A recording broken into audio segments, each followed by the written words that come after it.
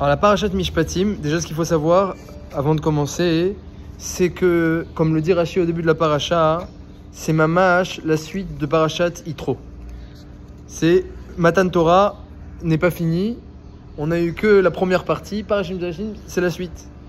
Comme il dit Rashi au début de la parasha, Ve'ele Mishpatim, pourquoi il y a le Vav, pour juxtaposer les deux et dire de même que les premières lois, les 10 commandements ont été donnés au Har Sinaï, de même les Mishpatim, les lois sociales, donc toute la parasha c'est les lois sociales, elles ont été données au Har Sinaï. Et le Rehem, j'ai vu un des Mefarshim de Rashi, le Rav Eliyahu Mizrahi, le Rehem, un des plus grands Mefarshim de Rashi. Et c'est à quoi donner au Har Sinaï? Il dit ça veut dire que c'est pas seulement que Moshe Rabbeinu il est monté 40 jours les étudier et les apprendre, et là qu'il y a une transmission au Har Sinaï, au moment du Mamad Har Sinaï. Quand je me il a dit attention, vous savez, il y a aussi dans la Torah les Mishpatim, les lois sociales. Alors on voit le dagesh que Akadosh Baruch Hu, il donne pas seulement une table de la loi entre nous et lui, il donne une deuxième table de la loi entre les Bnei Israël entre eux, et il met l'accent que ça fait partie du don de la Torah. On peut pas dissocier les deux parties. Voilà, au Har Sinaï, alors on a entendu nous que les deux premiers commandements de Akadosh Baruch Hu, mais au moment même du Mamad Har Sinaï, il y a eu une transmission des Mishpatim. Comme ça dit le Rehem. Et après, Moshe Rabbeinu, il montait et il apprenait, il redescendait. Ça raconte que, en fait, le bris qu'il y a entre Akadosh Baruch Hu et le Israël ne repose que justement sur le don de la Torah chez Balté. Et pas uniquement la Torah. Il a fait. Alors donc, en tout cas là, nous la Nekuda, c'est que voilà, la Nekuda, ici elle était que comme il dit David Ameler, Loa Sachen Nechol Goy ou Mishpatim Aledaum Aleluka. Ne croyez pas qu'il y a des Mishpatim, des lois sociales, le code civil, c'est pas, ça n'existe pas théoriquement chez les Goïm. Eux, ils ont leur code civil à eux. Mais les Mishpatim que la Torah elle dit, où il y a aussi un code civil. Hein, prenez quelqu'un qui va étudier dans l'école Elim aujourd'hui, quelqu'un qui va étudier le code civil, les lois sociales dans la prochaine Mishpat, ça lui prend 20 ans au moins. S'il veut faire Shabbat, Nida, Ribit, avec 5 ans chacun, il peut s'en sortir. S'il veut commencer le code civil, 20 ans.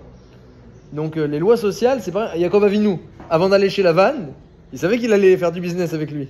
Il a tué 14 ans, sans dormir.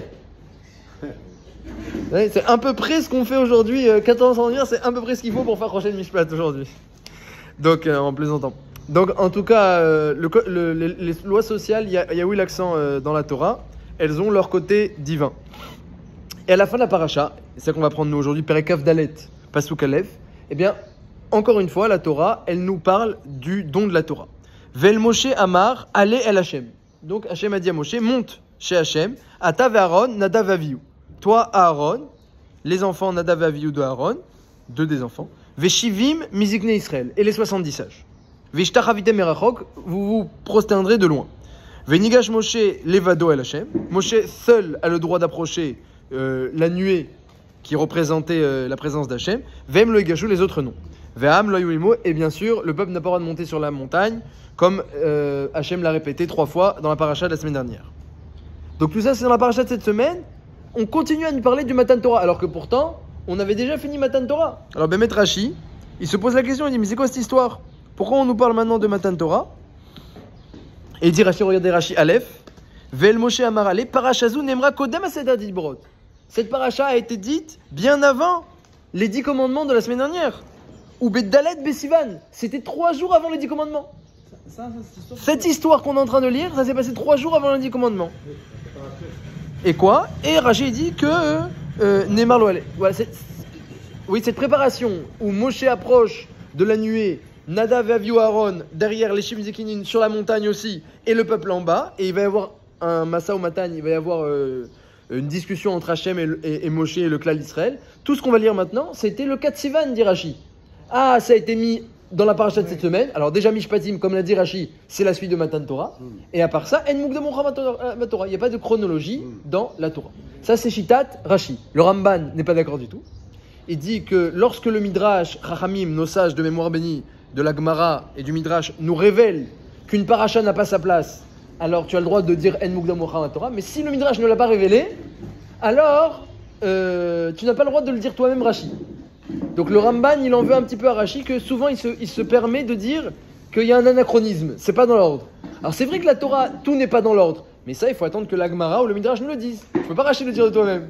Donc le Ramban il est cholek, et il dit que cette paracha, elle a eu lieu après Matan Torah, juste après Matan Torah. Donc, tout le monde est d'accord? Alors, il n'y a pas écrit préparatif, il y a écrit que Hachem a dit à Moshe monte. Si lui ne monte et les autres ne viennent pas, oui. Forcément, c'est avant. Non, t'as mise au point Après, il y a eu Moshe. Il y a un deuxième épisode. Oui, c'est-à-dire, il y a eu plusieurs discussions. Non, il y a eu les 10 commandements. Et ensuite, à la fin des 10 commandements, Hachem il a dit à Moshe rapproche, j'ai envie de te dire encore autre chose. Sans rapport avec les. Alors, bien sûr en rapport. Parce que c'est la suite. C'est la suite. Mais c'est pas une préparation. Alors, qu'est-ce qu'il voulait exactement? Vous allez voir, il voulait faire une alliance, un brit. Donc, on va voir dans les mots. Il a dit toute la Torah, Moshe, à ce moment-là? Non. C'est après, après que Moshe est monté étudier le reste, il n'y a eu que les 10 commandements et certaines lois. Comme le dit Rashi, par exemple, les mitzvot, alors, il y a écrit Kol HaMishpatim. Il y a eu des mishpatim qui ont été transmises. Rashi ramène, par exemple, dans le Rashi Gimel, vous voyez, Rashi ramène les mitzvot béné noir. Il y a une chazara, Rashi Gimel, dit Matril, Vet Kol HaMishpatim. Sheva mitzvot shenstavo bné noir. Les mitzvot de noir ont été répétés. Shabbat, les lois du Shabbat. Ouais, vous entendez votre question. Qu'est-ce qui a été répété à ce moment-là? Kibud Avahem, Para Adouma, et Dinim, et des lois Ben Adam Lachavero. Donc il y a eu un. Oui, exactement. Comme il dit Rashi, Dinim Shinitnu Bemara. Tout ce qui avait été donné à Mara a été répété. Donc, essentiellement, au Mamar Sinaï, les 10 commandements et une partie des lois de la Torah qui avaient déjà été dites, Chazara, des lois qui avaient été dites à Mara. Alors on continue. Vayavo Moshe, donc Moshe s'approche, Pasuk Gimel, Perek Kavdalet, Pasuk Gimel. Perek Kavdalet, Pasuk Gimel, c'est en plein milieu de l'avant-dernière montée. Perek Kavdalet, Pasuk Gimel. Page 305. Vayavo Moshe, Vaïsaper Laam et Kol Divrei Hashem. Donc tout en haut de la page, 305, tout en haut. Moshe s'approche sur l'ordre d'Hachem. Vaïsaper Laam et Kol Divrei Hashem. Donc après, une fois que Hachem lui dit transmet au peuple les mishpatim, une partie des lois, il leur transmet. Vayan kol ha'am kol echad. Les Bnei Israël ont répondu d'une seule voix. Kol advarim vayomru kol advarim asher diber Hachem naase. Ils ont dit naase. Comme dans la paracha Yitro, je ne sais pas si vous vous rappelez, la semaine dernière, les Bnei Israël avaient dit naase. Cette semaine encore, naase. Vayirtov Moshe et kol divrei Hachem. Moshe écrit toute la Torah qui a été donnée. Alors toute la Torah, en fait, c'est depuis la création du monde jusqu'à l'épisode du Har Sinaï. Il écrit en fait que de Bereshit jusqu'à Yitro, Mishpatim. Donc il écrit cette partie de la Torah. Verto Moshe kol divrei Hashem, vayashkem baboker, vayven misber tachat. Il construit un hôtel. Ushtem esrei matzeva, lishnem asar shivtei Israël, 12 pierres parallèles aux 12 tribus. Vayishlar et na'arei bnei Israël. Il demande à ceux qui servaient Hashem à l'époque, c'était les aînés, dit Rashi. Va'elu olot, faites des korbanot pour qu'on puisse faire ensuite une alliance avec Hachem. Et le sang va être aspergé sur le peuple. Il va y avoir comme une conversion, entre guillemets, et une alliance. Pardon, là, à ce moment-là, il avait déjà écrit toute la Torah de Bereshit. Jusqu'à Mishpatim, jusqu'à Har Sinaï. Comme ça a l'air de Rashi. Rashi dit Mi Bereshit ad Mishpatim. Ça a l'air que c'est ce qu'on connaît. Ça a l'air, mais je peux pas vous garantir. En tout cas, c'est sûr que c'est un Sefer Torah qu'on n'avait pas nous. La suite n'était pas encore. La suite n'était pas encore. Sauf les anachroniques qu'on a. Voilà. Vaisberus vachim shlamim lachem parim. Ils ont fait des korbanot, les aînés. Donc c'était les premiers-nés. Vaikar Moshe chatzi Adam. Vaisem baganot vechatzi Adam zarak al misbeach. Une partie du sang a été mis de côté pour asperger le peuple, et une partie du sang, c'est pour asperger l'autel, le misbeach. Vaikar sefer abrit. Le livre de l'alliance a été pris. Vaikra beoznei ha'am est lu aux oreilles du peuple. Vayomru, alors Pitom, il y avait un misbeach construit par Moshe. Exceptionnellement, pour l'occasion de Matan Torah, évidemment. Ouais. De toute façon, tant qu'il n'y avait pas le Bet Hamikdash ou le Mishkan, c'était permis les Bamot. On était encore avant le Mishkan. Voilà. Là, Moshe l'a construit, c'est marqué Vayven.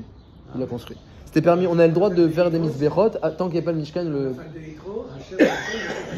Ouais, misbeach, Havana, t'as assez mis. Nachon. Kol Asher Diber Hashem. Alors, Pitom, qu'est-ce qui se passe? Donc, il transmet le livre, avec écrite la Torah depuis Bereshit jusqu'à Mishpatim. Les Bnei Israël, Vayomru, ils disent tous Kol Asher Diber Hashem, Naase Venishma. Donc, jusqu'à maintenant, Naase. La parche de la semaine dernière, Naase. La parche de cette semaine, Naase. On transmet le livre de l'Alliance, Naase Venishma. On ne sait pas ce qui s'est passé. Hein. La montagne. Quoi? C'est les rages de la montagne. C'est-à-dire, oui, ça c'était dans Yitro, c'est marqué dans Yitro, et Bémet il avait marqué là-bas Naasé.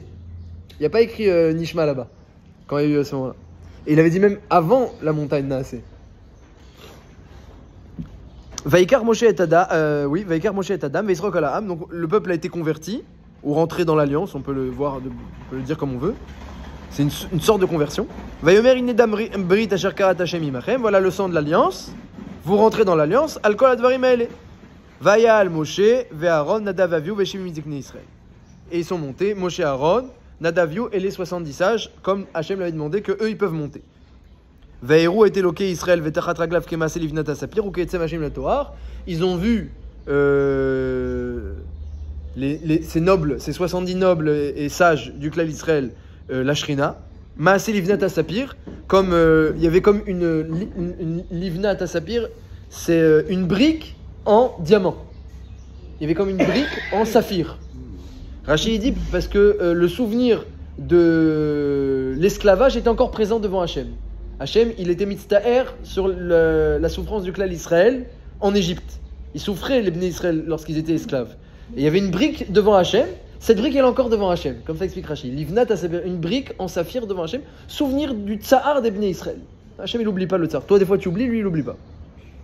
Ou Ketzem Hachamim la Toar, mais il y avait aussi une grande lumière dans le ciel, une lumière pure, une lumière pure dans le ciel, dit Rashi. Ça, c'était la simra, la lumière de la simra, de la délivrance maintenant de l'esclavage. Comme ça explique Rashi. Donc, l'épisode de l'esclavage et la délivrance, c'est encore présent devant Hachem. La souffrance, elle est là, et la joie de la souffrance, la joie de la délivrance, elle est là aussi devant Hachem. Et ça, les nobles des Bnei Israël l'ont vu. Et bon, Rashi dit qu'au passage, que Nadav, Avihu, les 70 sages, ont vu Béissour, ils n'avaient pas regardé. On leur a pas permis de monter sur la montagne, mais on leur a pas permis de regarder. Et en plus, ils ont regardé avec un regard un petit peu gasse, comme pour profiter, être né de cette ta'ava, parce qu'il y avait une grande ta'ava de voir Hachem. Il y avait un grand désir. Hachem disait ne montez pas. Ils ont le droit de monter. Mais après, ils se sont laissés emporter un petit peu par cette permission de monter. Ils ont commencé à regarder la Shrina comme on regarde une pritzout. C'est-à-dire avec un œil comme ça de ta'ava. Et Hachem a dit c'est la source que vous n'avez pas regardé comme il fallait. Et vous êtes Rayev Mita, mais je fais rien parce que je veux pas casser la joie du Har Sinaï. Ils seront punis dans une autre faute ultérieure, en l'occurrence pour Nadav Avihu, l'entrée au Mishkan, et les Zkenim, il y en a qui disent que c'était le Asaf Souf. Donc tout ça se sera dans Parashat Shmini et Parashat Be'alotecha. Chacun sera puni à un autre moment pour une autre faute, au passage, mais en réalité, c'est à ce moment-là déjà qu'ils étaient Chayav. C'est juste de leur reprocher ça, parce que il fait le parallèle avec la pressoute. La pressoute, il dit tu dois pas aller vers la pressoute et après. Mais Hachem a mis en garde aussi. Hachem a mis en garde. Ne montez pas, faites attention. Oui, non. Il a mis ne montez pas, faites attention. Chacun approche selon la limite. Et après, il fallait avoir la chorma de pas regarder d'un œil. Moshe Rabbeinu, quand il a vu Moshe Rabbeinu, quand il a vu le buisson, qu'est-ce qu'il a fait? Il a tourné les tournées. Il y avait quoi dans cette assemblée? Dans les Shivim Zekenim, c'est pas marqué, il était encore vivant, c'est pas marqué qu'il était dans les Shivim Zekenim. C'est pas marqué dans les Shivim Zekenim. Je sais pas s'il est dans les Shivim Zekenim. Mais non, certainement que non. Puisqu'il est pas mort avec le Asaf Souf, quoi. Donc non. Il était grand, mais il faisait pas partie des Shivim Zekenim. Alors, à Kol Panim, alors donc, Kamar Hidushim, qu'est-ce Hidush on a dans la paracha essentiellement? On a cette entrée dans l'alliance avec un Hidush que de Naasé, on est passé à Naasé Venishma. Alors il y a plusieurs questions qui se posent. On va lire un petit peu la Gemara sur le Naasé Venishma et on va poser un petit peu toutes les questions sur la paracha. La Gemara, elle raconte que les Bnei Israël, lorsqu'ils ont dit Naasé Venishma, tant qu'ils avaient dit que Naasé, alors il n'y a rien marqué à leur sujet. Lorsqu'ils ont dit Naasé Venishma, dit la Gemara dans Shabbat Daf Pechet, alors des malachim sont descendus, 600 000 malachim sont descendus, et ont posé à chaque Ben Israël 2 couronnes sur la tête. Un pour le Naasé, un pour le Nishma. Et Hachem, il y a une bat-kol qui est sortie, raconte la Gemara, et qui a dit Migila Razé, qui a révélé à mes enfants ce secret que Malachim Asharet Mishtam Shimbo. Et Rashi, il dit c'est quoi Naasé Venishma, la grandeur du Naasé Venishma? Mouchanim Laasot, ils sont prêts à faire. Kodem Shenishmeu, avant même d'avoir entendu. Velo Kederer Shehar Avadim, c'est pas comme les autres serviteurs, que d'abord ils entendent, ensuite ils font. Les Israéliens sont prêts à faire avant même dans un Naasé Venishma. Comme ça. C'est pas le cas, c'est soit Naasé, soit Naasé Venishma. Oh, alors voilà, bravo, alors voilà, bravo. Il y a plein de questions, C'est une Gemara très profonde. Et le texte qu'on a lu aussi, l'alliance, l'entrée dans l'alliance aussi, il y a plein de questions. Déjà, les Bnei Israël, jusqu'à maintenant, ils n'ont pas dit Naaseh Venishma, ils ont dit que Naaseh. On n'a pas vu que c'était un manque. On n'a pas entendu ni dans le Midrash, ni dans les Mefarshim, nulle part, que les Bnei Israël, dans Parashat Yitro et début de Mishpatim, ils étaient à une darga petite, et ensuite, à la fin de la Parasha, Naaseh Venishma, ils sont arrivés à une meilleure darga. On n'a pas trouvé qu'il y a un reproche sur le Naaseh. On dirait que Naaseh tout seul, c'est suffisant. C'est suffisant. Et d'ailleurs, j'ai une preuve à cela. C'est que combien ils ont reçu de couronnes lorsqu'ils ont dit Naaseh Venishma? 2 couronnes. Si on va avec Rashi, que la grandeur du Naaseh Venishma, c'est tu es capable de faire avant même d'entendre. D'abord, écoute si tu es capable. Comme il l'a dit, parce que la Gemara raconte une histoire. Il y avait Rava qui étudiait la Torah. Il s'est plongé tellement dans sa soubia de Gemara que ses doigts qui étaient sous ses pieds ont saigné. Il écrasait ses mains avec ses pieds, parce il était assis en tailleur. Donc il écrasait ses mains avec ses pieds et il a saigné un peu d'une main. Alors il y a un tzduki, un juif apikoros hérétique qui est passé et qui a dit oh là là, le peuple juif, il est encore dans sa lancée du Naaseh Venishma, il est encore impétueux, comme à l'époque du Har Sinaï. Il a dit mais dis-moi Rava, tu vois pas que tu saignes? Et après il a dit au Har Sinaï, vous n'aurez pas pu d'abord écouter avant de dire on va faire? Écoute, tu vois si tu es capable. Et après tu fais Nishma Venaaseh, d'abord on écoute, après on fait. Il a dit à Rava, Tumat Yesharim Tanchem. Celui qui est intègre et qui fait confiance à Hachem, Tanchem, ça l'accompagne. Ve Selev Bogdim Yeshadef.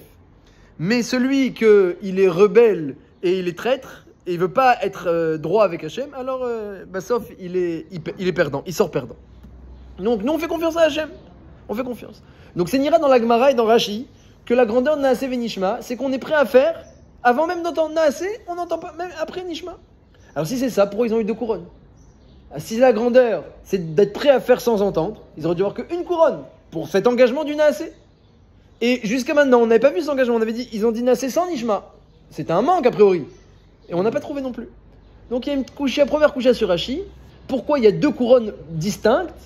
Et pourquoi dans la Torah on a trouvé Naaseh tout seul, alors que dans Rashi on a l'impression que Naaseh, toute la grandeur du Naaseh, c'est parce qu'il est dit juste avant le Nishma. On est prêt à faire sans entendre. On a l'impression dans la Torah que non. Il y a 2 couronnes. À part ça, un truc intéressant aussi, c'est que pourquoi une couronne? Ils auraient pu recevoir des diamants, des bijoux. Pourquoi Dafka une couronne? Keter, pourquoi Dafka un Keter? Keter Torah. Et pourquoi Keter Torah? Pourquoi la Torah elle se représente par pourquoi la Torah elle se représente par une couronne? Ça aurait pu être, oui, ça aurait pu être un Hanan, Kavod. Chacun il reçoit un Hanan. Ça aurait pu être chacun il reçoit Dafka une couronne. Pourquoi Dafka la couronne? Et enfin une autre. Naaseh tout seul, on peut pas imaginer que c'est Naaseh ou après avoir entendu ou avant avoir. Ou l'un ou l'autre. Ils n'ont pas précisé. Vous dites ils n'ont pas précisé. Je fais voilà. Que j'ai entendu que j'ai pas entendu. Alors ça c'est Nira que c'est Naaseh Venishma. Rashi il dit on fait dans tous les cas, même sans entendre. Rashi il dit c'est pas qu'on fait sans entendre, il faut bien entendre.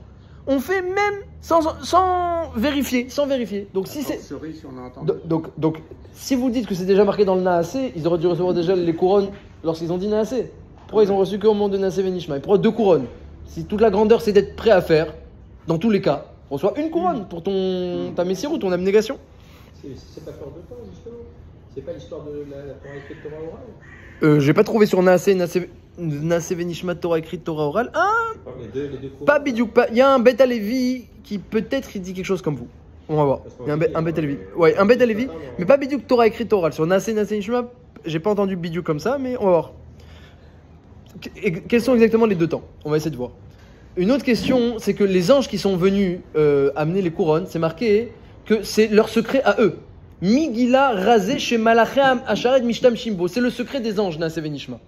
Pourtant, les anges, j'ai vu nulle part, j'ai pas vu marqué, j'ai pas trouvé ni aucune allusion que eux, ils ont 2 couronnes. Ils ont des ailes, c'est marqué 6 ailes.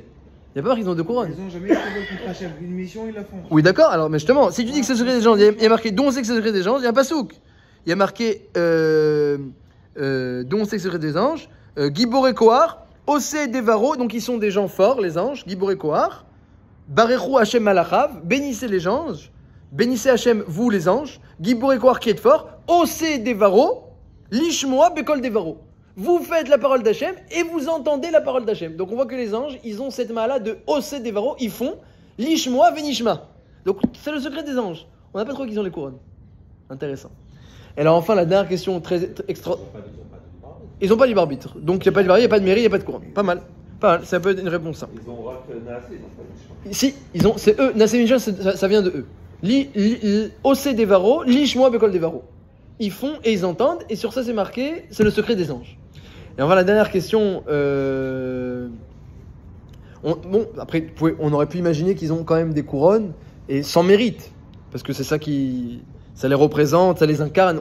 Les anges, si les anges n'avaient, ils auraient pu aussi, Hachem aurait pu ne pas leur donner leur lumière, leur kedusha. Ils sont kulam aovim, kulam berurim, kulam giburim, kulam kedoshim, kulam osim bema ou viarason konem. Oui, vous voyez quand même que les anges, ils ont une certaine mahala, même s'ils n'ont pas libre arbitre. Alors ils n'ont pas de mérite, et leur mahala, elle leur revient pas. Donc ils auraient pu aussi avoir des couronnes dans ce style-là, mais ils en ont pas du tout. Et enfin, une échelle intéressante, j'ai vu Rav Shapira poser une très belle question.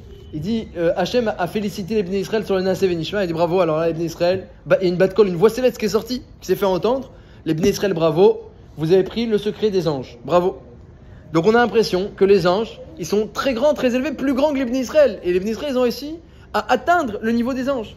La page d'après, il y a marqué que Moshe Rabbeinu, lorsqu'il est monté recevoir la Torah, alors il est arrivé en face des Malachim. Ils ont dit, Malachim, c'est qui ce être de chair et de sang là qui monte dans les sphères célestes? Qu'est-ce qu'il veut ce fils de femme? Comme ça ils ont dit les Malachim, ce fils de femme, Ilou Disha. Qu'est-ce qu'il veut celui-là? Alors Hachem il a dit, viens prendre la Torah. Mais ça, Malachim, la Torah, celle qui est là au-dessus de nous, au-dessus du Kisei Kavod, celle qui est 974 avant même la création de toutes les sphères célestes, celle-là qui est tout en haut, tu veux la donner à ces Bnei Adam qui sont tout en bas? Comme ça ils nous dit Malachim. Alors Moshe Rabbeinu il a dit, qu'est-ce que je vais faire? Ils vont me tuer s'ils me soufflent, rien qu'ils me soufflent, je suis fini. Hachem il a dit, accroche-toi au Kisei Kavod et réponds-leur. Et les Moshe Rabbeinu a commencé à répondre, il a dit, regardez dans la Torah c'est marqué Yetziat Mitzrayim, vous n'étiez pas en Égypte, c'est marqué Lotir Tsar, est-ce que vous avez de la colère et de la jalousie? Respecte ton père et ta mère, est-ce que vous avez un père et une mère? Est-ce que vous avez été assujetti à Paro? Pour rappeler. Donc il leur a expliqué que la Torah elle est plus adéquate aux hommes. Le Marsha il dit que les Malachim, eux, ils ont leur version à eux de la Torah, le Nefesh HaChaim aussi. Nefesh HaChaim il dit que en réalité la Torah elle est très très élevée. Il y a même une Torah que Hachem il étudie lui. Et en fait quand la Torah elle descend, il y a une Ishtal Shelut, la Torah elle descend de monde en monde. La Torah, la racine de la Torah est très élevée. C'est comme une chaîne comme ça, et il y a des boucles comme ça, des maillons. Voilà. Chaque maillon, c'est une version de la Torah. Donc il y a la version Atzilut, version Olam Abriya, version Olam Ayetzira, et la version Olam Asiya. Et ensuite, il y a tout en bas la version humaine de la Torah. Mais en réalité, tout ça, c'est la même chaîne, c'est une seule entité qui vient jusqu'à plus haut que le Kisei Kavod. Le Shorash de la Torah est même au-dessus du Kisei Kavod. Comme ça dit Nefesh HaChaim, dans les mondes où il n'y a que Akadosh Baruch Hu, il n'y a même pas de Malach, il n'y a rien du tout. Et c'est ça qu'ils ont dit à Malachim, ils ont dit, cette Torah qui est tout en haut, bien au-dessus de nous, tu vas la donner tout en bas? Mais les Malachim, eux, ils avaient oui leur version de la Torah. Donc pour eux, ils ne comprenaient pas qu'est-ce qu'il veut Moshe Rabbeinu. Nous, on a notre Torah avec leur compréhension de Malach. Elle a aussi leur forme, avec leurs histoires de Malach et leur compréhension de Malach. Et les 613 mitzvot des Malachim, entre guillemets. Ils ont aussi. Mais Moshe Rabbeinu leur dit, nous, notre version, elle a un kavod et une lumière qu'elle n'a pas chez vous. Parce que vous vivez dans un endroit où il n'y a que de la lumière, où il n'y a que du kavod d'Hachem, Melokol Aretz Kevodo, un endroit où Kadosh, Kadosh, Kadosh Hachem, ils disent les Srafim. Nous, on a un endroit matériel où il y a l'obscurité. Lorsque la Torah elle descend en bas, il y a, comme il a dit, il y a le Yetzerara, il y a la colère, il y a l'esclavage, et quand même, on devient nous serviteurs d'Hachem, et on se rappelle d'Hachem, on fait les mitzvot. C'est un aspect de la Torah que vous n'avez pas. Donc, Moshe Rabbeinu leur a expliqué que la Torah, elle a une facette lorsqu'elle est tout en bas, une dimension lorsqu'elle est dans l'obscurité, qu'elle n'a pas en haut. C'est comme une lumière dans l'obscurité, une bougie dans l'obscurité, elle est beaucoup plus jolie, belle et on en profite encore plus que lorsqu'elle est dans un endroit où il y a de la lumière. Bien que bon, dans le monde des Malachim, la Torah aussi elle brille beaucoup, mais pas autant qu'en bas. Donc en tout cas, ça c'est la discussion entre Moshe et les anges. Accroche-toi au Kisei Kavod, montre que le Kavod de la Torah, il va plus se révéler en bas. Mais donc il ressort de là, dit le Rav Shapira, qu'on voit que les hommes, ils ont une priorité sur la Torah par rapport aux Malachim. Les Malachim, ils ont dit, ne donne pas la Torah. Tena otra ala shamaim, laisse ton Kavod au-dessus du ciel, ils ont dit les Malachim. Et Hachem, il a dit non. Ma'adir shimcha bechol haaretz. Je veux que mon Kavod, il soit ba'aretz, sur terre. Donc on voit que les hommes, ils ont une préférence. Alors quand les hommes, ils ont reçu la Torah, qu'est-ce qu'il a dit Hachem? Il a dit, bravo les Bnei Israël, kol hakavod. C'est le secret, Naaseh Venishma, des Malachim. Il y a une contradiction. D'un côté, tu me dis que les hommes, ils sont plus grands que les Malachim pour recevoir la Torah. D'un autre côté, lorsqu'on dit Naaseh Venishma, tu dis bravo, tu ressembles aux Malachim. C'est pas un compliment alors. Donc il y a une contradiction. Donc en résumé, on va répéter un petit peu les questions. Quoi, si. Bah oui, allez-y, contradiction. Je répète la contradiction. Vous avez compris la question? Mais à la limite, c'est pour enlever justement tout en fait, pour aller dans le derrière d'Hachem, hein, quoi. Donc en fait, du coup, ma volonté à moi, en fait, elle s'allie face à la volonté d'Hachem. Elle va dans le sens d'Hachem. Alors les malachim, ils sont plus grands. Pourquoi? Non, parce qu'eux, ils n'ont pas cette faculté de réflexion que nous on a.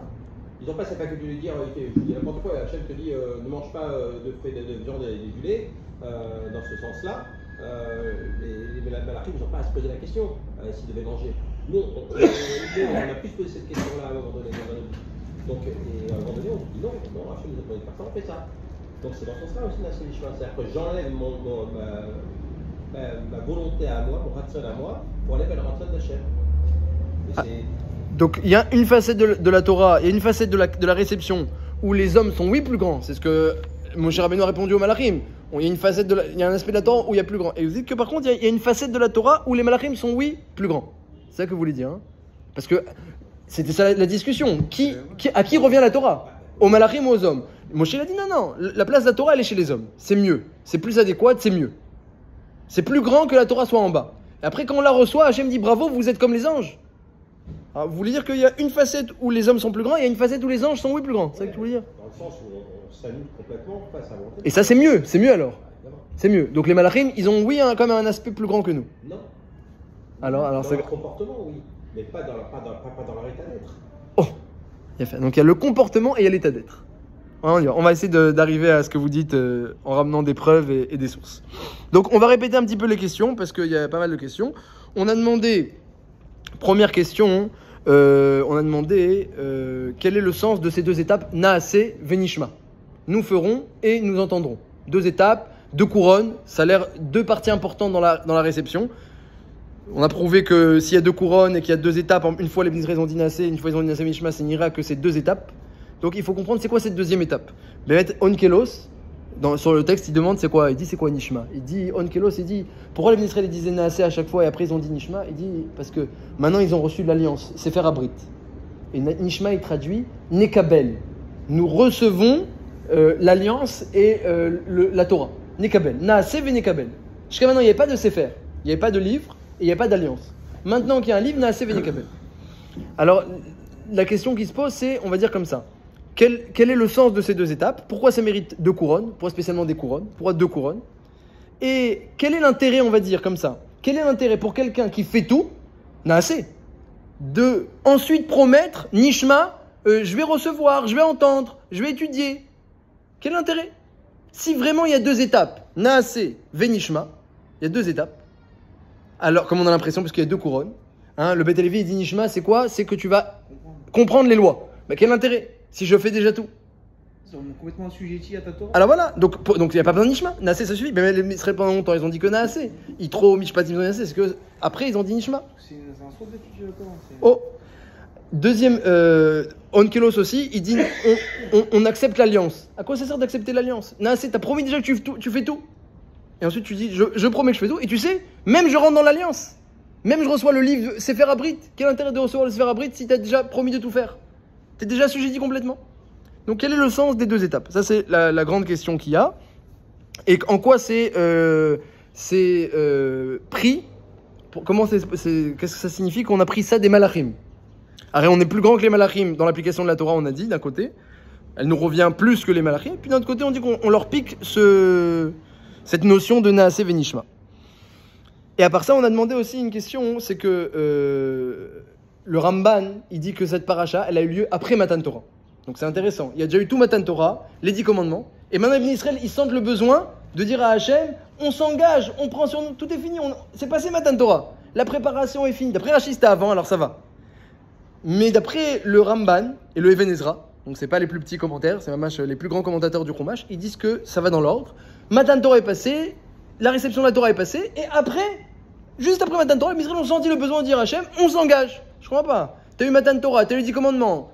T'as besoin, t'as eu tous les dinim. T'as besoin de dire maintenant, Naaseh Venishma, on s'engage. Maintenant, il y a Nishma maintenant. Oui, mais ils ont répété aussi Naaseh. Ils ont répété. Et il y a Nishma aussi. Alors quel intérêt? Il y a Nishma. Et pourquoi ça s'est dit maintenant? Et quel intérêt? On le fait, on va le comprendre. On le fait, on va le comprendre. Alors on va voir. Donc, et enfin, une dernière question qu'on a évoquée aussi, c'est que si les Bnei Israël à chaque fois ils ont dit Naasé sans Nishma, c'est Nira, on a l'impression que le Naasé lui-même il vaut. D'ailleurs, ils ont eu une couronne pour le Naasé. Le Naasé vaut. Qu'est-ce que vaut un Naasé sans le Nishma? Qu'est-ce que ça vaut? Comment tu peux dire Naasé, on va faire? Tu t'es pas engagé, tu t'as pas pris sur toi l'alliance, et tu dis Naasé? Quel intérêt du Naasé sans le Nishma? Tu veux pas comprendre? Naasé, ça suffit? Sans comprendre? Ça suffit de faire sans comprendre? Donc, un petit peu expliquer ces deux notions de Naasé et Nishma et leur ordre et leur récompense, les deux couronnes. Alors, le Rav Etzraim, pour répondre aux questions, il dit comme ça. Rav Etzraim, il dit un grand principe. Il a écrit un pasouk, Or ou Bassar Talbisheni, ou Beatzamot Vegidim Tesochecheni. Or ou Bassar Talbisheni, vous savez, à l'époque, quand quelqu'un était malade, il avait mal à la tête, mal au ventre, de la fièvre, etc. Quand quelqu'un était malade, ou n'importe quelle douleur ou quelle maladie, il allait chez le Rav, à l'époque des Rishonim. C'est pas contemporain. À l'époque des Rishonim, il allait chez le Rav, il lui disait ses symptômes, et le Rav, il lui disait dans quel domaine il doit s'améliorer. Il savait le lien entre les avérotes que tu as pu faire et les douleurs que tu ressens. Aujourd'hui, on ne sait plus faire ça, et on n'a même pas de marque de source vraiment ça n'a pas été mis par écrit. Donc, des fois, le Harizal, il dit des petits mots comme ça. Celui qui fait pas bien Maïm Aharonim, ça donne des douleurs à l'épaule. Des petites choses comme ça. Ou celui qui parle entre Maïm Aharonim et Birkat Amazon, ça donne des douleurs à l'épaule. Mais j'ai pas croisé beaucoup. Alors, Alcool Panim, eux, ils avaient ce couard-là. Alors, Rav Etzraim dit, parce qu'il y a écrit Or ou Bassar Talbisheni. La peau et la chair sont des vêtements. Ou Beatzamot Vegidim Tesochecheni. Et les os et les nerfs sont des couvertures. Un srar, une couverture. Comme le srar de la souka. Tesochecheni. C'est-à-dire quoi? Il dit, il y a la Neshama. En fait, si on pouvait voir la Neshama, comme ça en rêve, on voit la Neshama, on la verrait avec une tête, un buste, des bras, des jambes, pareil au Todavar.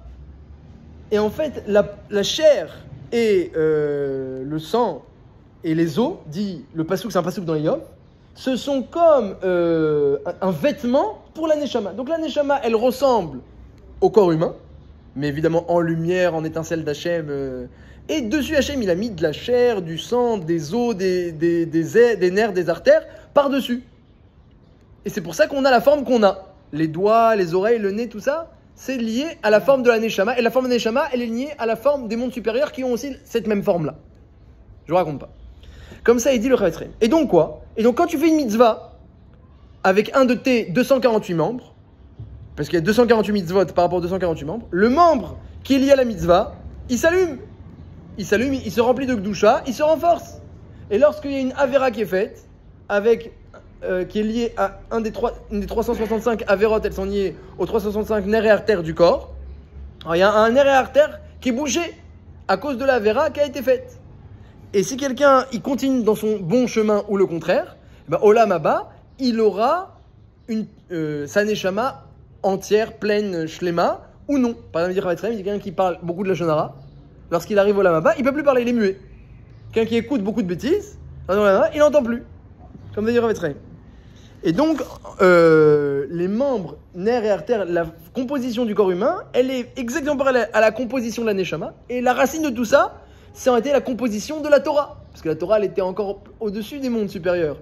Et elle-même, elle est faite avec 365 mitzvot, mitzvot lota assez, et 248 mitzvot assez. Donc 248 mitzvot positives, c'est ça qui a entraîné la formation de l'homme selon la forme qu'on connaît. Et 350, c'est le nombre de nerfs et artères. Voilà, 365 nerfs et artères, c'est les avérotes, c'est ce qu'il ne faut pas faire pour que ça circule bien, pour que ça fonctionne bien. Et 248 c'est les mitzvot assez. Et le Rav Etzraim il dit par exemple, il y a marqué celui qui rate un Kriyat Shema, c'est marqué dans la Gemara, Meuvad lo yuchad litkol, c'est un manque qui ne pourra jamais combler.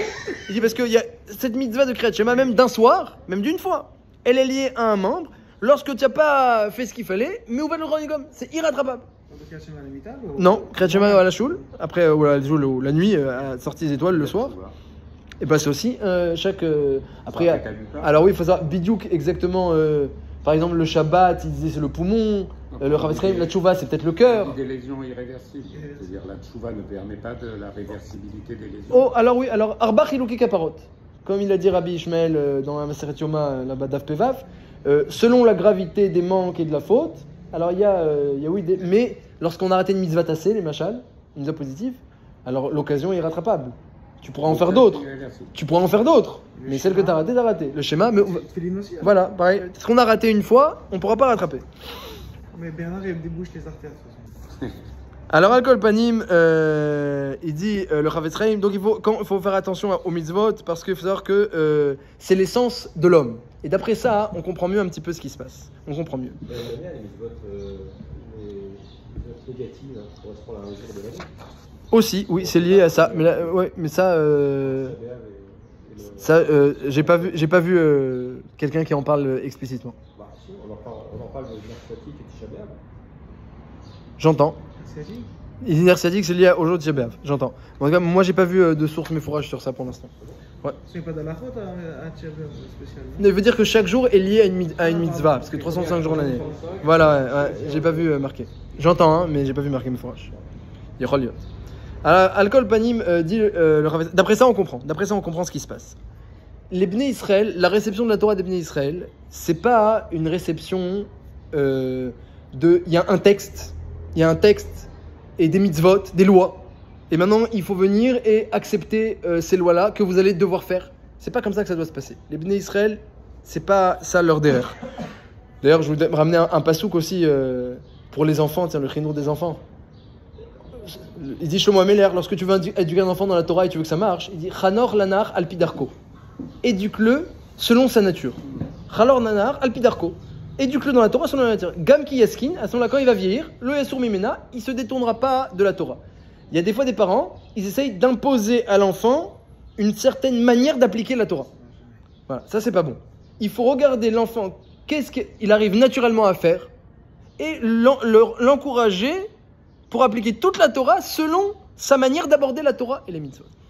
Et en réalité, c'est plus profond que ça. C'est pas seulement dans le chinour des enfants. En réalité, chaque être humain, et même chaque Ben Israël en particulier, on a dit, il est composé avec les 365 Lota'aseh, Averot, et les 248 mitzvot, c'est ça qui le compose.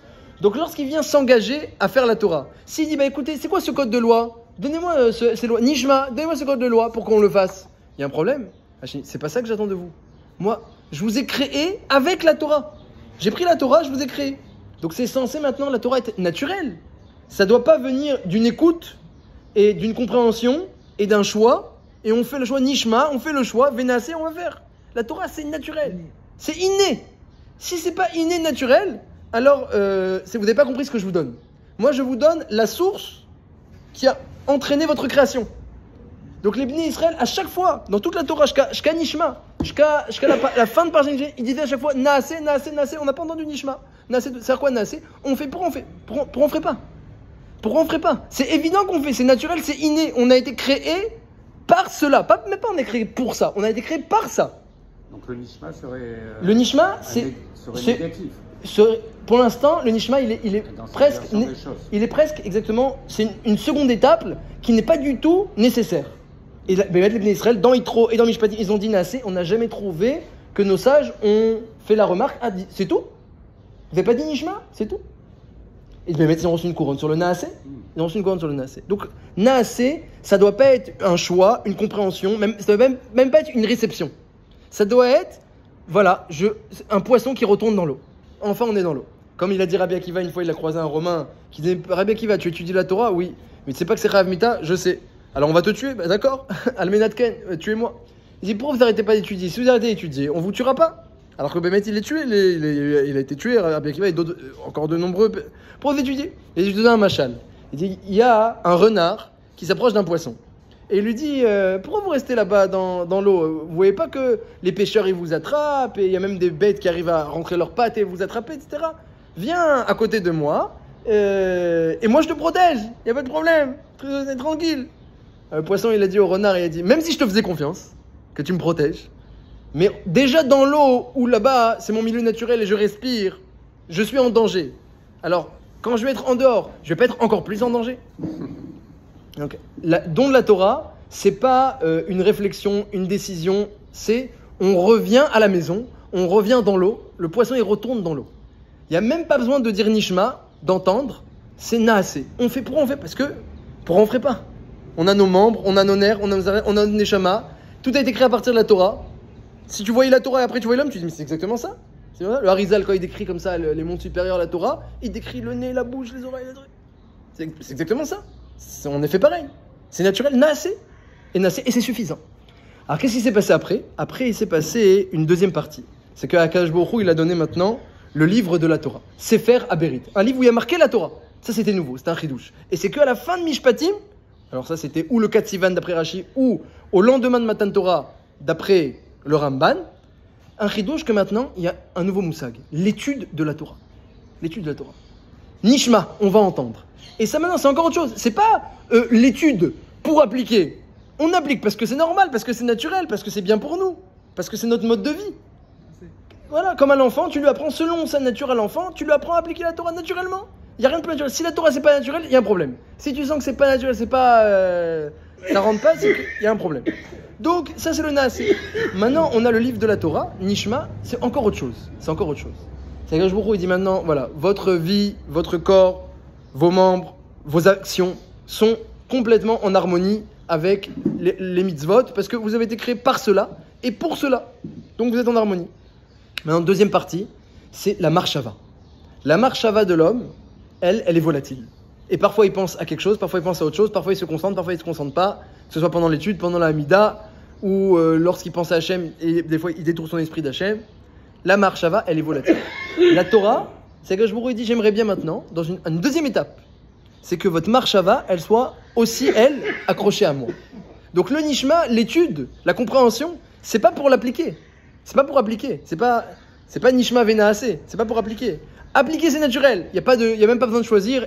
Et sur ça, et ça c'est vrai, il avait raison, que sur ça les malachim ils sont plus grands, cher ami. Les malachim ils sont plus grands, pourquoi? Parce que les malachim, eux, ils ont même pas de corps matériel. Ils n'ont que leur mission. Nous, on a un corps matériel, on arrive sur terre, on a une famille. Après, on doit comprendre qu'est-ce qu'Hachem il attend de nous, notre mission, qu'est-ce qu'on doit faire, etc. Donc notre mission, c'est pas notre essence. On a été créé par les mitzvot et pour les mitzvot. Mais on a quand même un corps matériel. Les malachim, eux, ils ne sont que leur mission. Ils sont que leur mission.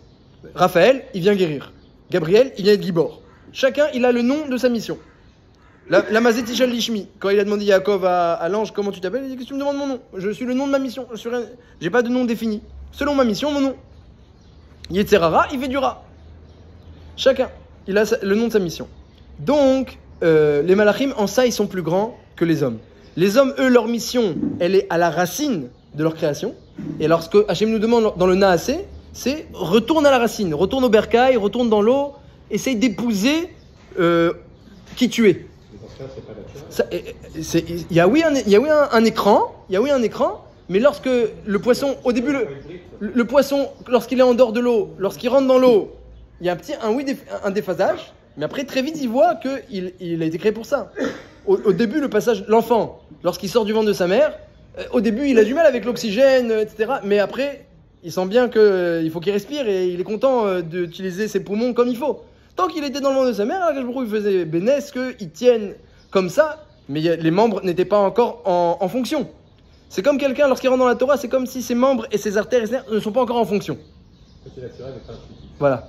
Ils ne sont pas encore en fonction. Lorsqu'il rentre, il voit, ah tiens, mais j'ai cette force-là, j'ai cette capacité. Mais en fait, je suis fait pour ça. Je suis fait pour ça. Ça, c'est les mitzvot. Non, Nishma, c'est encore autre chose. C'est pas pour arriver aux mitzvot. Les mitzvot, c'est naturel. Nishma, c'est une deuxième étape. Alors, Onkelos, il dit Nishma, c'est quoi? C'est Nekabel. On reçoit le joug d'Hachem. Et le Beth Lévi dit Nishma, c'est l'étude. Comme ça, c'est machma dans le Midrash, que Nishma est dans le Zohar. Nishma, c'est Pidgam d'Oraita, c'est les divrei Torah. Alors, ça aussi, si tu étudies pour arriver à l'application, alors ton application n'est pas naturelle. Si tu reçois le joug d'Hachem, tu te rappelles à chaque fois d'Hachem pour arriver à l'application, ton application n'est pas naturelle. Donc, ce qui est fort chez les Juifs, c'est qu'ils font toute la Torah sans même recevoir le joug d'Hachem, sans même étudier, naturellement. Et après, ils disent, bon, maintenant qu'on est bien dans la Torah, dans la Kedusha, que nos membres ils fonctionnent bien, que notre corps et notre Neshama, elle est remplie de lumière, maintenant on peut arriver à quoi? À être Mekadesh la Marshava. Comment on rend Kadosh la Marshava? Ou en la collant à Hachem, c'est ce que dit Onkelos, Nekabel, prenons sur nous le joug d'Hachem. Et c'est même pas pour arriver au mitzvot. C'est encore une deuxième étape. On veut maintenant être proche d'Hachem. Jusqu'à maintenant, j'étais proche de moi-même. Les mitzvot, c'est quoi les mitzvot? C'est Ben Adam Latzmo. C'est sois proche de toi, sois pas proche d'Hachem. Sois proche de toi, sois proche de qui tu es. Deuxième étape, sois proche d'Hachem. Ça, c'est une deuxième étape qui n'a rien à voir. La première étape, Naasé, c'est sois proche de toi-même. Sache qui tu es et qu'est-ce que tu dois faire. Après, Nishma, sois proche d'Hachem. Tu peux aussi être proche d'Hachem. Et ça, c'est la grandeur de la Marshava. Elle peut te faire monter très haut. Nishma, grâce à la Marshava, tu peux remonter jusqu'au Kisakavod. Alors, d'après le Beth Levi, c'est l'étude, parce que l'étude, elle nous fait remonter jusqu'à la Torah qui est très élevée. D'après Onkelos, c'est le joug de la royauté d'Hachem. Parce que alors, avec la Marshava, quand tu penses à Hachem, tu peux monter très haut en recevant le joug d'Hachem. Les deux ne se contredisent pas. Et ça c'est la grandeur des Bnei Israël, Naasé Venishma, 2 couronnes. Une couronne parce qu'ils ont compris qui ils sont, et deuxième couronne, et aussi, ça ne suffit pas. On a compris qui on est, mais on veut plus que ça. On veut être avec toi, Hachem. On veut pas seulement être avec nous-mêmes, on veut être avec toi. Ça c'est Nishma. Naasé, c'est être avec toi. Celui qui n'est pas avec lui, qui sera pour lui. Imenanili, Mili. Sois déjà avec toi-même, c'est déjà bien. Naasé. Deuxième étape, une fois que tu es un bon homme, sois maintenant un bon ami d'Hachem ou fils d'Hachem, et avoir un bon Kesher avec lui, c'est le Nishma. C'est le Kesher de la Marshava. Et dans la version étude, ouais. Il y a une part personnelle d'investissement, donc on comprend qu'on se rapproche. Et dans la réception du joug, on a l'impression qu'on est passif. Oui, alors c'est Irat Shamaim, Irat Shiviti Hachem Lenegditami. Je suis avec Hachem par la pensée connectée toute la journée. Shiviti Hachem Lenegditami. Je prends sur moi la présence d'Hachem avec moi tout le temps. Yosef Hatzadik, non, c'est encore autre chose. Yosef Hatzadik, chaque pas qu'il faisait, c'était avec Hachem. Il disait Beshem Hachem Naseh Be'atzliar. Chaque fois qu'il disait Hachem, aide-moi à prendre de l'eau chaude, il y avait de l'eau chaude. Hachem, prends le voile. La pensée, elle est collée à Hachem, ou la pensée, elle est collée à l'étude. Les grands Talmidei Chachamim, c'est marqué dans la Gemara, Daf Kafalev dans Sota. Ils font pas 4 pas sans penser à l'étude. Et David Ameler, il dit, qui étudie aussi la Torah, il dit, moi je fais pas 4 pas sans penser à Hachem. Et ça, c'est une deuxième étape. C'est après que tu es un bon juif, après que toutes les mitzvot sont avec toi, tu as le Nishma. Et ça, les Bnei Israël, ils ont reçu grâce à ça 2 couronnes. Une couronne pour avoir épousé les mitzvot, et une deuxième couronne pour avoir épousé Hachem. C'est ça le Nishma, c'est ça les 2 couronnes. Et pour une couronne, parce que là on arrive à la grandeur des Bnei Israël, c'est la différence avec les Malachim qui n'ont pas de couronne. Alors comme vous avez dit, les Malachim, pour eux, c'est naturel. Alors, ils n'ont pas besoin de faire régner quelque chose sur leur corps. La couronne, c'est le symbole du roi, du règne. Les malachim, il n'y a pas besoin de faire régner quelque chose sur quelque chose d'autre. Parce que tout le monde est naturellement assujetti. Donc le moussak de malchut, de royauté, il n'est pas vraiment présent chez les malachim. C'est comme ça, on le dit tous les matins. Adon olam asher malar, beterem kol yetzir nivra, le et naasa bechev tzokol, azay meler shemonikra. Une fois que tout a été créé, le et naasa bechev tzokol, azay meler shemonikra. À ce moment-là, Hachem il s'appelait Meler. Pourquoi avant il s'appelait pas Meler Hachem? Azay c'est Az. Alors Hachem s'appelait Meler? Hachem s'appelait Meler? Oui.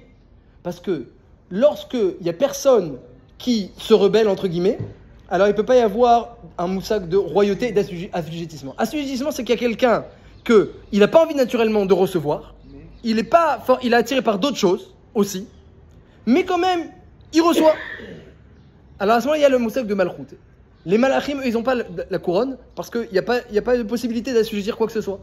Les Bnei Israël, ils ont un corps, ils ont un Yetzer Hara, et ils ont des Ta'avot. Et quand même, ils prennent sur eux deux décisions. Une, on fera toutes les mitzvot naturellement, Naasé. Et 2, on va se rapprocher d'Hachem, Nishma, par l'étude de la Torah, ou par la crainte du ciel, Nishma, par la réception du joug d'Hachem. Ils prennent 2 décisions. Alors que leur corps ne va pas forcément dans ce sens-là. Intuitivement, comme il dit. Le corps ne va pas intuitivement dans ce sens-là. Ça, c'est la couronne. La couronne, c'est quelqu'un qui sait faire régner quelque chose sur quelque chose d'autre. C'est que chez l'être humain, la couronne. Il n'existe pas. Azaï Meler, lorsqu'Hachem il a créé l'être humain, il s'appelait Meler. Avant, il s'appelait pas Meler, chez Monikra.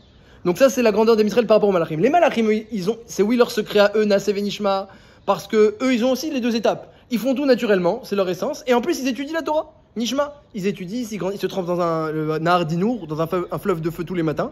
Après, ils vont étudier la Torah, au Beth Midrash. Ils ont aussi leur étude et leur alia dans la Torah, les Malachim. Donc ils ont Naasé Venishma. Là, aussi des Vero, Lishmoa, Bekol des Vero. Ils font, ils écoutent. Donc ils ont mais c'est pas une couronne chez eux, c'est normal. Les Bnei Israël, ils vont assujettir une partie de eux. Et plus quelqu'un il doit assujettir, parce que c'est dur, parce que c'est pas intuitif comme vous avez dit, plus il mérite une couronne. Et Moshe Rabbeinu, Bémet, pour lui où les choses étaient faciles, alors c'était pas évident. Est-ce qu'il va avoir la couronne, il va pas avoir la couronne? Lui, il avait la lumière sur le visage. Mais la couronne, c'était encore une autre là. Les Bnei Israël, eux, qui avaient une avoda de assujettissement. Alors là, c'est Bémet. Il a écrit 40 jours et 40 nuits, il a eu forcément la double couronne. Il a eu autre chose. Moshe, son statut, il était un peu Ishelokim, c'est entre l'homme et le malach. C'était une exception. C'est même, le Midrash, il dit qu'il n'avait pas du tout la même nature que les Havot. Il était plus grand que les Havot, pas en Midot et en Gadlout. C'est pas lui qui a fondé le clan d'Israël, mais en niveau spirituel, Moshe était plus grand que les Havot, il dit le Midrash au début de Shemot. Mais donc lui, c'était un statut un peu spécial, il pouvait même pas rester marié. Aaron et Myriam n'ont pas compris pourquoi il reste pas marié. Lui, c'était un peu spécial. Mais pour un être humain normal, alors il y a oui un travail d'assujettissement à deux choses. Premièrement, les mitzvot, eh bien, c'est ça notre milieu aquatique. C'est dans ça qu'on vit, et ça c'est naturel, naasé, il m'a pas besoin de réfléchir. Et deuxièmement, maintenant j'ai un esprit, pourquoi je vais pas l'utiliser? Nishma. Bonish tamesh, utilisons notre esprit pour étudier la Torah et nous rapprocher d'Hachem. Et ça c'est la deuxième couronne. On assujettit le corps, on assujettit l'esprit, deux couronnes. Naasé ve Nishma. D'accord.